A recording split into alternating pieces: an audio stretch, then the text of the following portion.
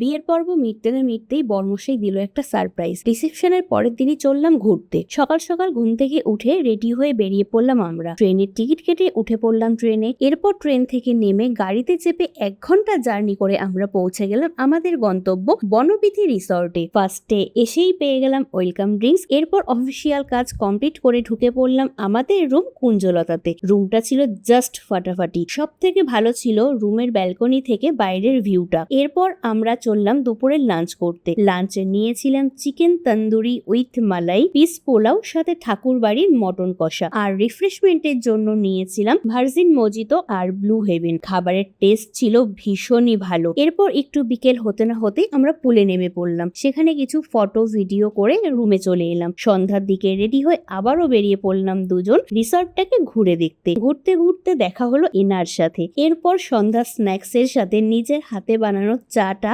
উপভোগ করলাম। আর ডিনারে নিয়েছিলাম গরম গরম বাটার তন্দুরি রুটি আর চিকেন কষা। নেক্সট মর্নিং এ ছিল কমপ্লিমেন্টারি ব্রেকফাস্ট। সেখানে এক এলাহি আয়োজন। ব্রেড থেকে শুরু করে উত্তাপাম, পাস্তা সবই ছিল। এরপর বনবিথি রিসর্টকে টাটা বাই বাই বলে বাড়ির উদ্দেশ্যে বেরিয়ে পড়লাম।